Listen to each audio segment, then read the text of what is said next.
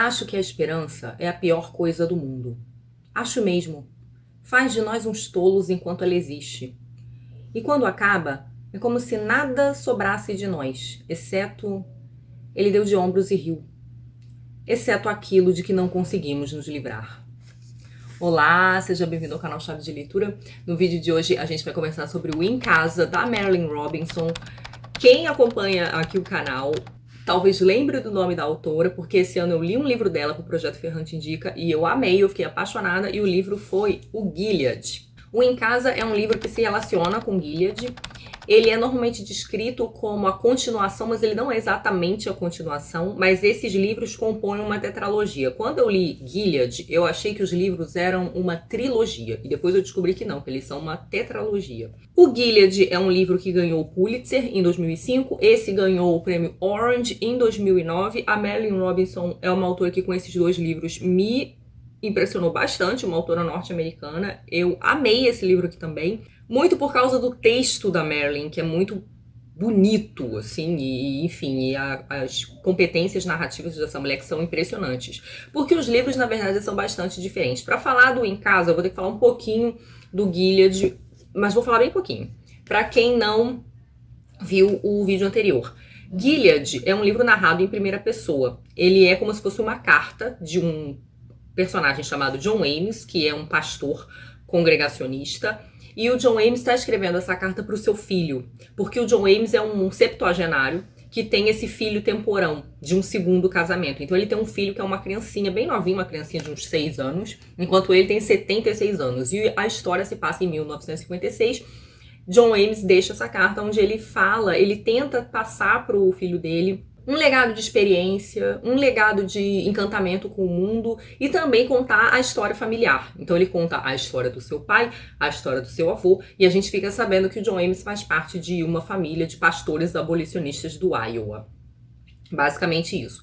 Então é uma história, ela vai narrar alguns fatos, inclusive contemporâneos ao momento em que o John está escrevendo. E aí a gente descobre que o John tem um melhor amigo, que é um outro pastor, esse pastor presbiteriano, que se chama Robert Button. Eles são muito amigos e o Button aparece aqui em alguns momentos. A gente descobre também que o John tem uma situação de culpa e ressentimento com um dos filhos do Button, um filho chamado Jack, um filho que foi batizado em sua homenagem. Então o filho também se chama John Ames, o filho desse amigo, e ele é normalmente conhecido como Jack. Essas são algumas informações interessantes para a gente começar a falar do Em Casa. O Em Casa se passa nessa mesma cidade de Gilead, no Iowa, no mesmo período que é narrado aqui. A diferença é que aqui a gente vai ter o foco narrativo na família Button. O foco narrativo em especial em uma das filhas do Button, que se chama Glory. A Glory é citada no Gilead.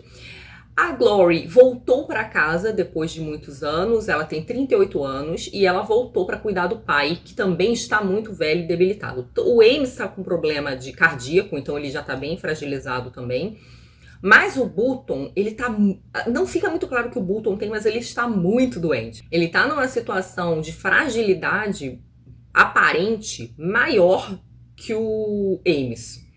O Ames ainda consegue andar, o Ames ainda parece um pouco afinado das ideias, e a gente vai vendo o Button se degradando na senilidade mesmo. Ele praticamente não consegue se movimentar, ele passa praticamente o dia inteiro deitado. Quando ele se senta um pouco para conversar e se alimentar, enfim, ele já tá muito, ele não aguenta muito, ele precisa voltar para a cama rapidamente. Então assim, a situação de deterioração da saúde do Button parece, pelo menos de modo aparente, ela parece bem mais acentuada que a do Ames, que já tá também bastante cansado e tá com esse problema cardíaco. A Glory volta pra Gilead, tanto para cuidar do pai, quanto porque ela teve uma espécie de desilusão amorosa, né? Então ela tem desfeito um relacionamento em que ela estava, ela sofre uma espécie não só de desilusão, mas ela é enganada por um homem. A gente vai gradativamente descobrindo o que foi que aconteceu com ela, mas ela tá voltando para casa muito desse lugar de decepção, de profunda tristeza. A gente percebe que ela abandonou seu emprego, que ela tá praticamente sem dinheiro, e é a partir dela que a gente começa a acompanhar essa história. No entanto, não é só uma história sobre Glory.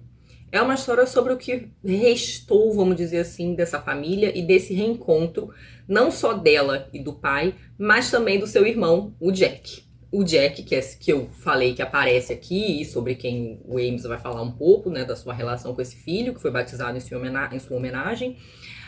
O Jack vai voltar aqui também. Então a gente vai ter essa coincidência de que volta a Glory, logo em seguida volta o Jack. Acontece que o Bolton teve 8 filhos e ele se relacionou bem com a maioria deles. O Bolton é esse pastor muito amoroso e cuidadoso, um homem com uma imensa capacidade de perdoar as pessoas. Ele é muito conhecido por isso. Só que o Jack é o filho ovelha negra dele. É um rapaz atormentado. É um rapaz que não consegue aderir à fé cristã dessa família. É o único que fica meio que agnóstico, não vê sentido naquelas coisas. E os problemas de tormento existencial do Jack fazem com que ele não consiga estabelecer intimidade com os outros irmãos, com o pai, com a família. O Jack vai virando essa pessoa dissipada, com impulsos destrutivos e autodestrutivos, e ele vai cometendo uma série de erros. Alguns deles muito sérios, que fazem com que ele se afaste da família e fique sumido por 20 anos. Então o Jack está voltando para casa depois de 20 anos. E o Bolton passou boa parte da sua vida consumido por esse sumiço, sem saber se o filho estava vivo, se ele estava bem, e o que ele andava fazendo, né? Uma preocupação também com o que ele andava fazendo, visto que no período em que ele esteve em Gilead, ele fez bastante bobagens. Então, essa volta do Jack é muito dramática para todo mundo. E as pessoas também ficam se perguntando por que ele voltou agora? O que ele tá fazendo aqui? E a gente vai percebendo que a vida do Jack também esteve muito complicada, também foi uma vida muito difícil, muito sofrida, que o Jack, inclusive, viveu o drama do alcoolismo. Esse é um livro sobre relacionamentos familiares e sobre a grande dificuldade dos relacionamentos. Como cuidar, ficar junto, amar pode ser muito difícil. As expectativas não batem, surgem sentimentos de culpa, surgem ressentimentos, a realidade de uma incomunicabilidade, de uma dificuldade de entendimento entre as partes. Então esse livro é tristíssimo. Eu acho que esse é o livro mais triste que eu li esse ano. E olha que eu li livros muito tristes. Ele talvez só não seja mais triste porque eu reli o Amada da Toni Morrison, que é um livro devastador. E são tristezas muito diferentes e específicas. Da parte do Bolton, é essa tristeza de ter falhado com os filhos. Com essa filha que tem quase 40 anos e que ele sabe que tá infeliz e ele não sabe exatamente porque ele acha que foi um casamento desfeito.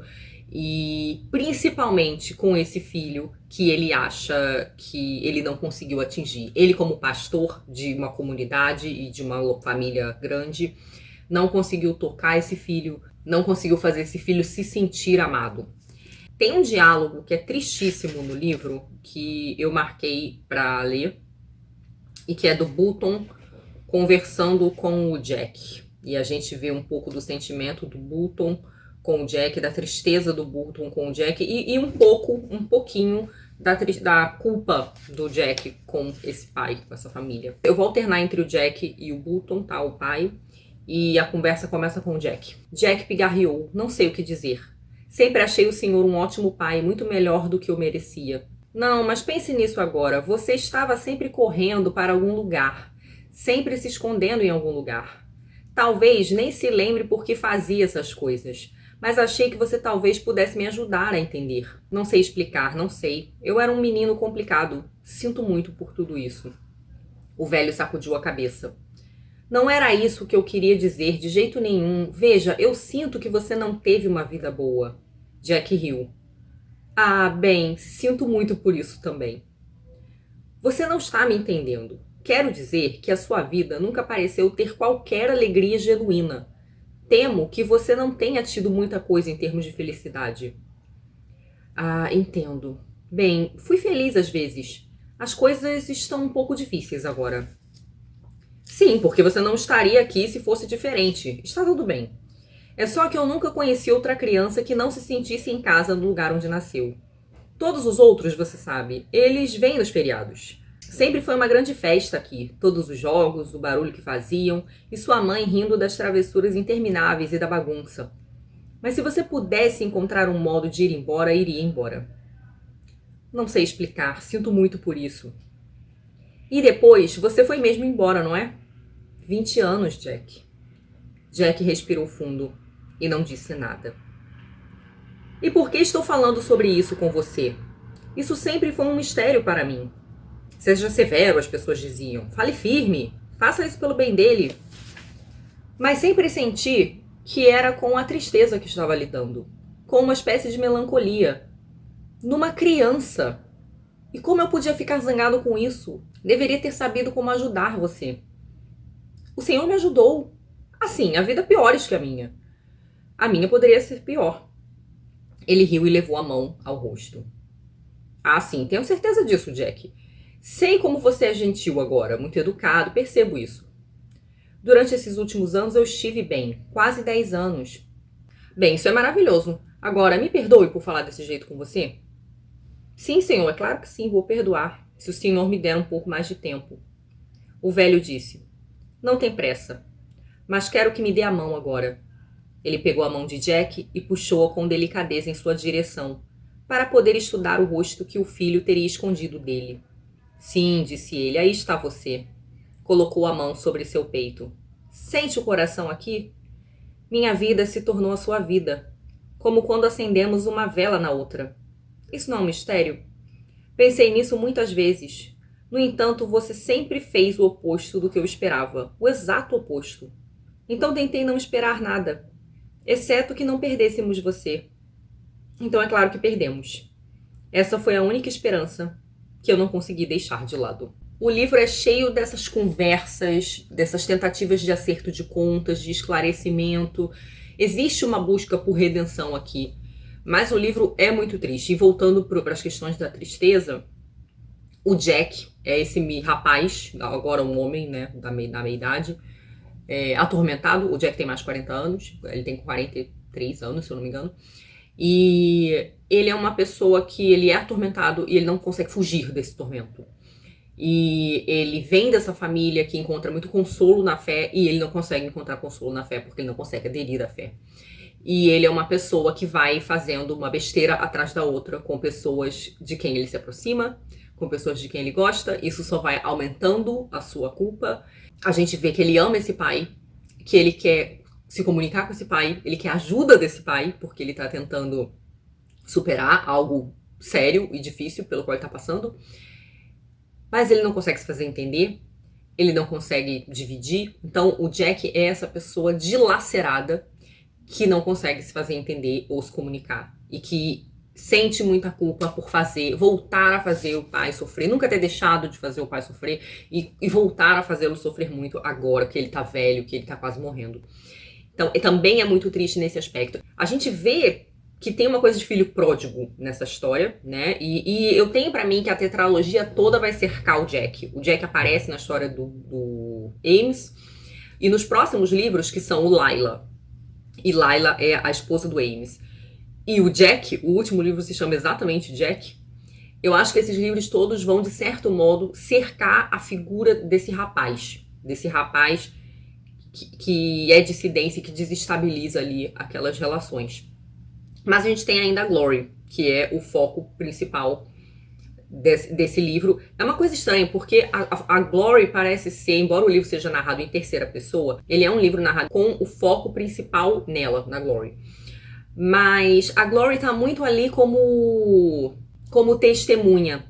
A Glory fala muito pouco de si. Ela fica ali muito observando e sofrendo, né? Ela sofre muito tanto pelo estado do pai quanto pelo estado do irmão. Mas a Glory é ela também uma pessoa com seus ressentimentos, tanto por essa situação em que ela foi enganada, né, essa situação do relacionamento amoroso em que ela estava, quanto pelo amor evidentemente maior que esse pai tem com o Jack. O Jack é o favorito do Bolton, todo mundo sempre soube disso. Então é complicado pra ela, porque ela tá ali cuidando desse pai. Ela chegou ali antes, ela faz boa parte do cuidado. O Jack ajuda muito também, depois que o Jack chega. Ele passa a se responsabilizar por uma série de coisas, tanto no cuidado da casa quanto no cuidado com o pai.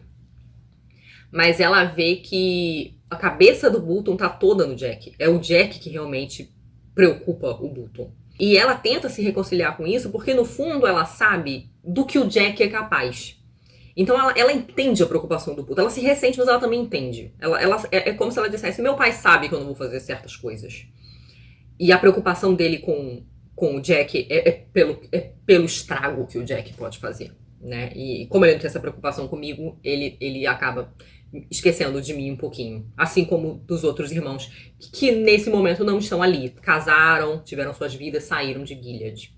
E para ela esse retorno é uma espécie de fracasso. A única filha, até que o Jack volte, ela é a única filha cujos planos não deram certo e tiveram que voltar para casa paterna.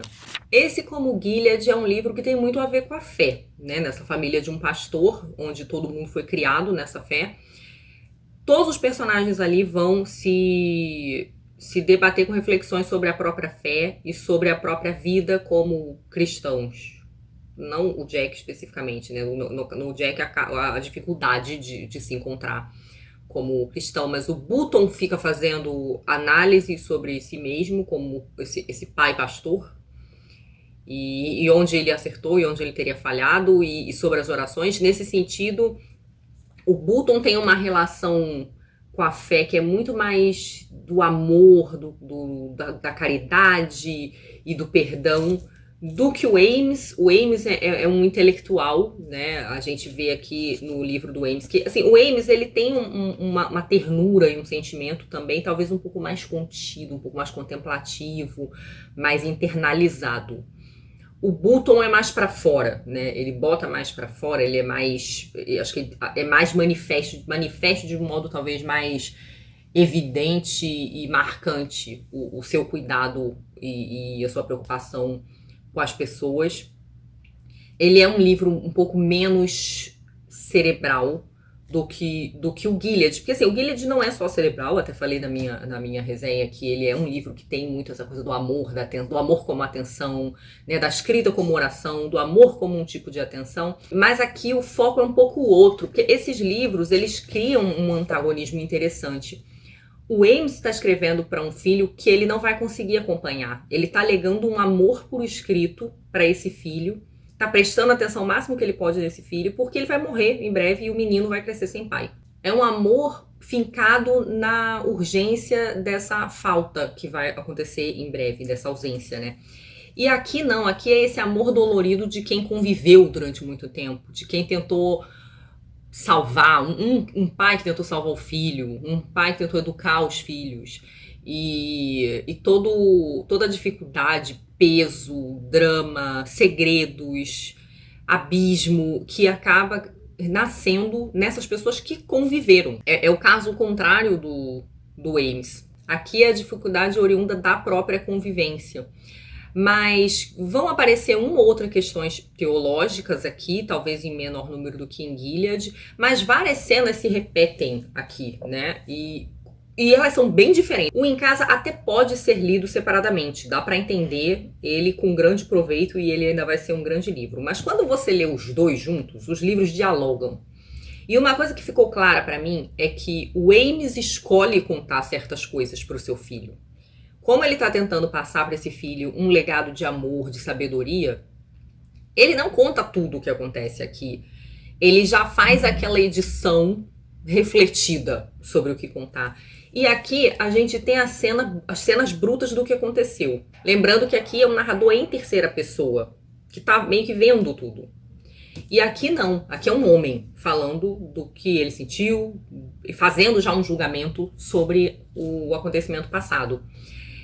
Então aqui a gente descobre que cenas que o Ames narra e que até são tanto tensas na carta dele, são devastadoras aqui para a realidade dessa família Bolton. Então tem momentos que são muitíssimo mais tristes, tem muito choro nesse livro. O Bolton pai chora bastante, a Glory chora bastante.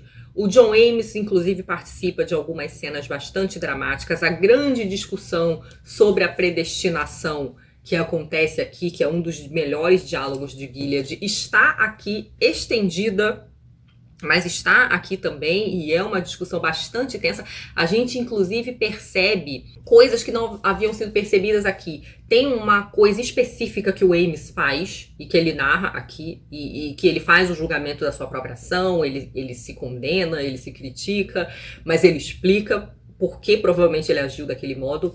E isso que o Ames faz é lido completamente diferente aqui, porque aqui não tem as motivações. Então a reação das pessoas, o modo como elas julgam por que o Ames fez aquilo e o modo como elas se sentem em relação àquilo é completamente diferente. Assim, mostra a questão por um ângulo totalmente diferente e é muitíssimo dramático. Uma coisa que é interessante em ambos os livros é que a construção dos personagens é riquíssima. Esses personagens têm uma densidade psicológica grandíssima, muito bem construída, e eles são pessoas reais, né? É quase como... É complicado falar isso de um personagem, mas assim, eles são pessoas contraditórias. Eu falei na minha resenha que o Ames era um pastor religioso que tinha alguns preconceitos e que tinha muita dificuldade de perdoar uma determinada situação. Aqui, a gente vai ver algo parecido com o Button. A gente vai descobrir que o Button também tem preconceitos bem complicados. É importante dizer que a Robinson constrói essas histórias com os movimentos civis, em especial pelos direitos das pessoas negras, como pano de fundo. Isso já é discutido em Gilead, isso vai ser retomado e até um pouco aprofundado no Em Casa. Aqui no Ames tem essa questão de uma família abolicionista que vem desde a Guerra Civil, mas aqui a gente vai ter a ênfase no tempo presente da história, que é 1956, 1957. E aí o que acontece? A gente percebe que o Button tem suas limitações, Button pai, esse homem que o Jack praticamente vê como um santo. O Button tem sérias limitações de percepção sobre as pessoas negras que ferem o Jack muito profundamente, e por questões específicas da biografia, né, da vida do Jack, e que põe o Jack num dilema muito sério que é: eu devo tentar ilustrar, argumentar com esse homem prestes a morrer, totalmente debilitado, ou eu devo perdoar isso nele, relevar isso nele, porque ele já não está em condições, aparentemente, de acompanhar essa discussão, de entender essa discussão. Mas a gente vê que Button pode ser um homem muito bom e muito caridoso, e ele dá muitas mostras disso, né? Tanto de cuidado, de tentativa de cuidado, quanto de perdão, mas tem certas coisas que ele não entende. E tem certas opiniões que ele tem que são bastante erradas. A relação da Glory com a fé é quase uma espécie de código familiar. Acho interessante como ela fala isso, porque ela preservou alguma devoção e prática religiosa, mas é quase como se ela fosse mais devota a esse pai do que a própria religião ou a Deus. Tem momentos em que é quase como se a linguagem familiar é essa, a da religião. E é por apego e lealdade a essa família que ela se mantém fazendo certas coisas. Tem um momento na página 136 que ela diz assim: treine uma criança na direção que ela deve seguir, e mesmo quando for velha, não vai se afastar dali. O provérbio era verdadeiro no caso dela, e estar em casa só reforçava cada hábito que nela havia sido instilado ali. A fé para ela era hábito e lealdade familiar, uma reverência pela Bíblia que também era literária, a admiração por sua mãe e por seu pai. E então aquela quietude emocionante da qual ela jamais sentira qualquer necessidade de falar. Seu pai sempre dissera: Deus não precisa da nossa adoração, adoramos para ampliar nossa noção do sagrado, para que possamos sentir e conhecer a presença do Senhor, que está sempre conosco. Ele dizia: tudo resulta no amor, um amor mais elevado, e o prazer numa presença amorosa. Ela era devota, sem dúvida, embora não fosse escolher essa palavra para descrever a si mesma. Além de uma construção de personagens eficiente, esse livro tem diálogos maravilhosos. São sempre esses diálogos meio densos e tensos, de uma família tentando acertar contas, tentando perdoar, mas também muito marcada por esse sentimento, seja de culpa, seja de ressentimento, e pela tristeza imensa de coisas que não podem ser trocadas, que não podem ser entendidas. É um livro devastador, é um livro que tem cenas devastadoras, assim, tanto pela fragilidade física do Button, quanto pelo estado em que o Jack vai chegar em um determinado momento, e também por essa coisa ali da a Glory com essa tentativa muitas vezes de tentar reconstruir um conforto doméstico ali naquela situação trágica que ela tá acompanhando, e que é trágica para ela também, né? A Glory acaba abafando muito da sua própria tragédia pessoal para poder lidar com as duas tragédias que ela tá acompanhando ali. Então é um livro muito triste, muito, muito triste, e concentrado ali naquelas 3 pessoas, sabe? A coisa fica muito realmente densa, e os diálogos são muito, muito bons. Essa escolha de contar a mesma história de perspectivas diferentes enriquece muito o projeto. O texto da Marilyn é uma delícia de ler, ela é assim uma grande prosista e uma grande narradora. Ela conseguiu me emocionar muito, me imergir nessa história, devorar esse livro. Eu li esse livro que tem quase 400 páginas, um tempo relativamente curto. Mesmo apesar da tristeza imensa que acontece aqui, ela tem uma maneira de narrar o devastador, de revelar as coisas de um modo meio, às vezes, indireto e alusivo, assim, que causa um choque muito grande, exatamente porque ela não fala as coisas, muitas vezes, diretamente. O texto, às vezes, é muito simples, mas em vários momentos ele é mais alusivo do que descritivo, sabe? Ela deixa pra gente um pouco, ela não fica ali esmiuçando a desgraceira da situação, e ainda assim é muito devastador. E é um livro muito vivo, os dramas dos personagens são muito vívidos, você sente a solidão das pessoas, a imensa tristeza, a falta de perspectiva, a falta de esperança, o modo como essas pessoas machucam umas às outras. Muitas vezes sem perceber, só por serem elas mesmas. Como é difícil. Você muitas vezes ama, cuida e quer o bem, mas o seu jeito de ser machuca muito a outra pessoa. E muitas vezes é muito difícil contornar essa situação. E é preciso de muito perdão para isso também. Aqui tem uma passagem muito bonita onde o Button fala do perdão, ou eles conversam sobre a noção de perdão do Button. Tá na página 57, no final. Há um ditado que diz: entender é perdoar, mas está errado, como o papai dizia. Você precisa perdoar para conseguir entender. Até perdoar se defende da possibilidade de entender. O pai dela disse isso mais de uma vez em sermões com textos apropriados, mas o texto era realmente para Jack. E aqueles para os quais ele falava eram ele mesmo e a fileira dos Button no banco da frente, que em geral não incluía Jack. E depois, é claro, a congregação. Se você perdoar, ele dizia, ainda assim talvez não entenda, mas estará pronto para entender.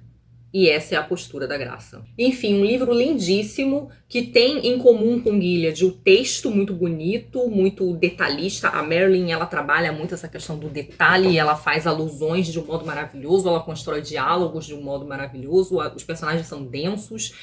Enfim, essas são as coisas em comum, mas lembrando que ela decide contar essa história de modo bem diferente, visto que aqui a gente tem uma narrativa em primeira pessoa e aqui em terceira com um foco meio que espraiado em 3 personagens. Aqui uma história de tentar ligar o amor e o encanto com o mundo, um livro muito bonito, muito doce, melancólico, mas muito encantado com a vida e com as maravilhas do mundo, com o quanto as pessoas podem ser maravilhosas e com o quanto o mundo pode ser maravilhoso, impressionante num sentido do deslumbramento mesmo.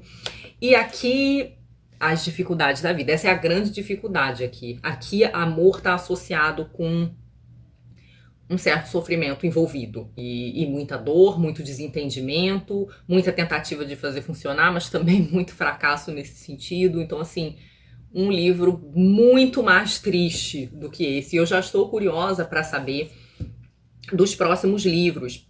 O Lila, que, bom, tem o nome da esposa do Ames, é um livro focado nessa segunda esposa do Ames, que a gente sabe que tem uma história pregressa, que não é descrita. Essa mulher, ela chegou em Gilead e ela tem um passado. E eu acredito que esse livro sobre a Lila, a gente vai saber um pouco pelo que passou essa mulher até que ela chegasse em Gilead e se casasse com esse homem bem mais velho, que é o Ames. Então eu tô bastante curiosa para saber. E, óbvio, o Jack, que é o personagem mais complicado, né, mais dilacerado dessas histórias. Fico curiosa com o que seria um livro talvez contado da perspectiva dele. Sobre a edição, né, da Nova Fronteira, o Em Casa é um livro mais fácil de encontrar em sebo para comprar e por um preço que não seja abusivo, enfim, caríssimo, como anda o Gilead, que além de difícil, é muito caro. Também, para quem lê inglês, ele está disponível em e-book. Devo dizer que eu gostei mais da tradução do Gilead do que da Nova Fronteira. A tradução do Gilead foi feita por Maria Helena Rouanet e me pareceu um texto mais fluido.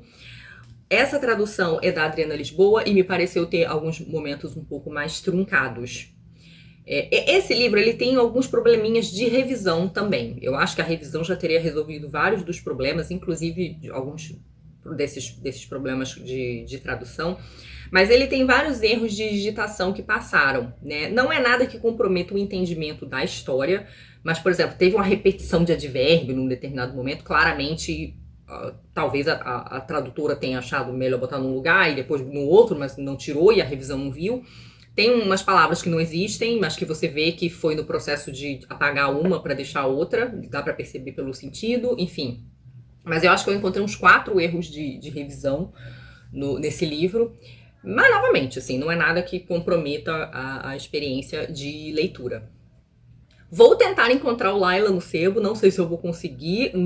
Nessa última semana eu procurei e não encontrei, então talvez eu acabe realmente só lendo no e-book. E eu acho realmente uma pena que esses livros não estejam disponíveis, sendo reeditados, sendo reimpressos, porque são 2 excelentes livros. São livros lindos, são livros que eu amei ler. E que provavelmente vão estar na minha lista de favoritos do ano. Eu já quero muito ler as outras coisas da Marilynne Robinson. A escrita dela me impressionou muito. Ela tem um outro livro anterior a esses que é muito famoso, que se chama Housekeeping. Eu não sei se esse livro foi traduzido para o português, eu vou perguntar. Eu vou pesquisar, porque eu também vejo que ele é bastante elogiado. Ele teria, eu acho que ele foi indicado ao Pulitzer, mas não chegou a ganhar, o que a gente vai percebendo aí, então, que a Marilynne é uma escritora de fôlego e de grande competência. É isso, fica aí a recomendação para quem conseguir ler o primeiro, ou se quiser ler esse sozinho, dá para ler também, mas só se preparando, porque que livro triste. Belíssimamente construído, literatura de primeira, mas muito, muito triste. Muito real, mas muito triste. É isso então, gente. Muito obrigada pela companhia no vídeo aqui, provavelmente vai ficar longo. Beijos e até a próxima. Tchau.